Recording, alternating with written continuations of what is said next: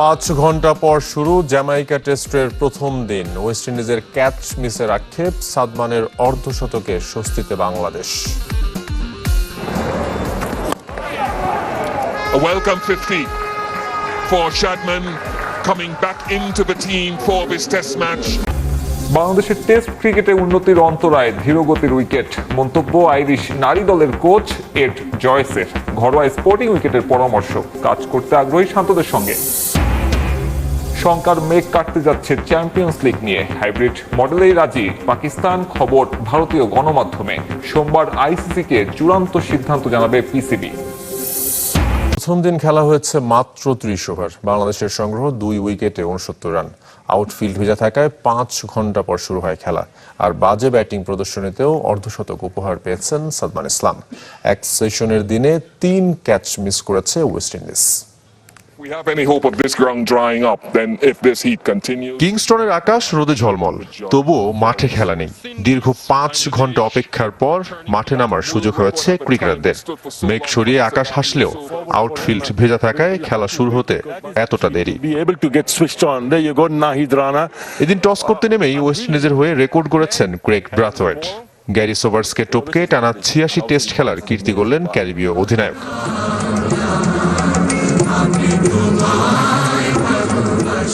ঘুরে দাঁড়ানোর টেস্টে টস জিতেছে বাংলাদেশ।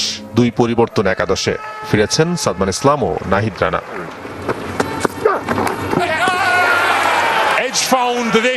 তবে এদিনও ব্যর্থতার বৃত্তে মাহমুদুল হাসান জয়। পঞ্চম ওভারের শেষ বলে কিমার রোচের শিকার বাংলাদেশ ওপেনার।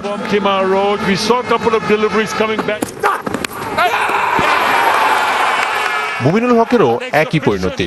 রানের খাতা খোলার আগেই বিদায় নিয়েছেন। চিত্রনাট্যে কোনো পরিবর্তন নেই।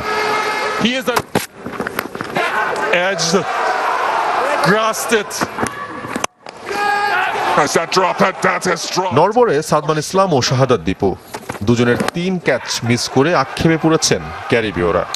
A third drop catch. A welcome 50 for Shadman. আর সেই সুযোগটা কাজে লাগিয়ে দিন শেষে তাদের ব্যাটে স্বস্তি খুঁজে পেয়েছে বাংলাদেশ। ওয়েস্ট ইন্ডিজের বিপক্ষে তৃতীয় হাফ সেঞ্চুরি পূর্ণ করে অপরাজিত সাদমান। আর শাহাদাত দীপুর 63 বলের ইনিংস ছিল ধৈর্যের পরীক্ষা। দলকে সাফল্য এনে দিতে যা আরো বাড়াতে হবে। সমস্যার দীর্ঘ তালিকা ক্রিকেটারদের। দল গড়া নিয়ে চিন্তায় নির্বাচকরা, তাই ওয়েস্ট ইন্ডিজ সিরিজের ওয়ানডে দল দিতে দেরি হচ্ছে। নাজমুল শান্ত, মুশফিকুর রহিম, তাওহিদ হৃদয়রা ফিট হবার লড়াইয়ে ছুটি নিয়েছেন মুস্তাফিজ। সাকিবকে নিয়ে আছে সীমাবদ্ধতা। উজ্জীবিত নাজমুল শান্তকে দেখে স্বস্তি ফিরতে পারে, তবে বাস্তবে এমন কিছু নয়। ফিল্ডিং শুরু করলেও ওয়েস্ট ইন্ডিজ সফর নিয়ে সুখবর নেই। টেস্টের মতো সংখ্যায় ওয়ানডে সিরিজও।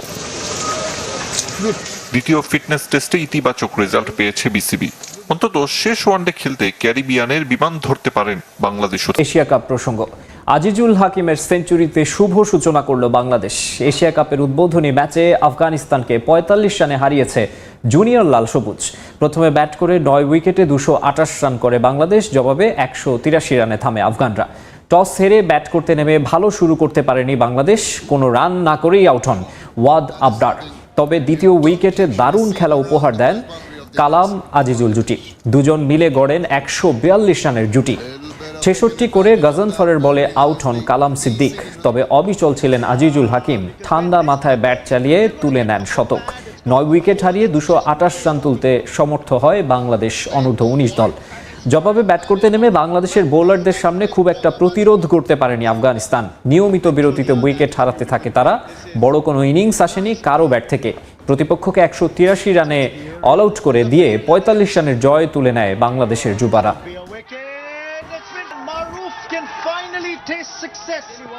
শুধু ঘরের মাঠে স্লো অ্যান্ড লো উইকেট বানিয়ে টেস্ট ক্রিকেটে কখনোই উন্নতি আনা সম্ভব নয়।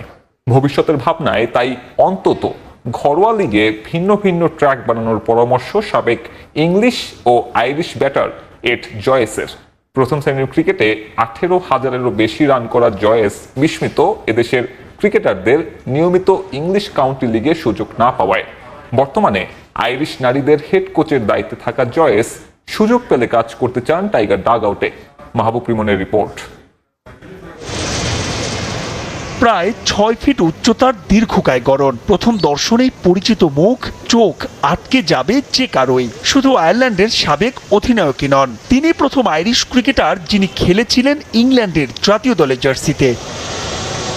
এডমুন্ড ক্রিস্টোফার জয়েস, বিশ্ব ক্রিকেটে যিনি পরিচিত এড জয়েস নামেই। স্বীকৃত ক্রিকেটে 33,000-এর বেশি রান, প্রায় 21 বছরের ক্যারিয়ার। 22 গজের পাঁচ চুকে 2019 সাল থেকে আছেন আইরিশ নারী ক্রিকেটের দায়িত্বে। বেশ লম্বা প্রক্রিয়ার পর অবশেষে পাওয়া গেল তাকে। জানতে চাওয়া জয়েসের কাছে, কেন দুই যুগেও টেস্ট ক্রিকেটে থুকছে Bangladesh. You look at the test match that Bangladesh are playing at the moment against West Indies, fast pitch, fast bowlers, and I know Bangladesh have produced some good seam bowlers recently as well, so Taskin and people like that are doing really well.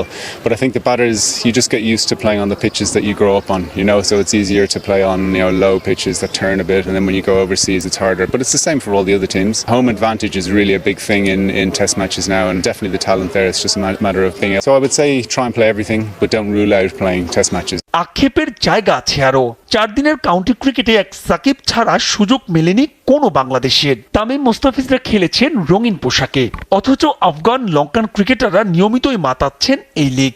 In county cricket, obviously only 18 teams. A lot of the teams look for fast bowlers, fast bowlers, you know, so like Australians and South Africans and things like that. So, you know, West Indies, exactly, yeah. And I think only recently maybe seeing the value of the teams from Afghanistan and Sri Lanka, Rashid Khan and some of the other guys there as well. So I'm surprised. I think there should be more. Coaching ক্যারিয়ারে নিজের ভবিষ্যৎ দেখছেন Joyce. সুযোগ পেলে বাংলাদেশে কাজ করবেন কিনা প্রশ্ন ছিল তার কাছে। First of all, I love coaching, and I love coaching the girls. I've coached the girls for 5.5 years. I did a little bit of coaching with the Ireland A men's team. I'd love to go around the world, maybe in a few years, because I have 2 young. If BCB offer, Oh, who knows? তবে একটা বিষয়ে আক্ষেপ আছে জয়েসের। Test স্ট্যাটাসের অর্ধযুগের বেশি পার হলেও এখন পর্যন্ত আয়ারল্যান্ড খেলেছে মোটে 9টা টেস্ট। তাই তো নিজেদের প্রমাণে এই ফরম্যাটে আইসিসির কাছে।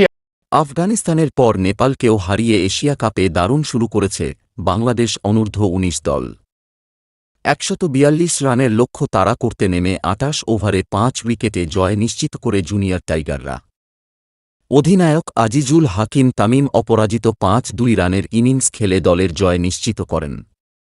এর আগে বাংলাদেশের বোলাররা নেপালকে মাত্র 141 রানে অল আউট করে।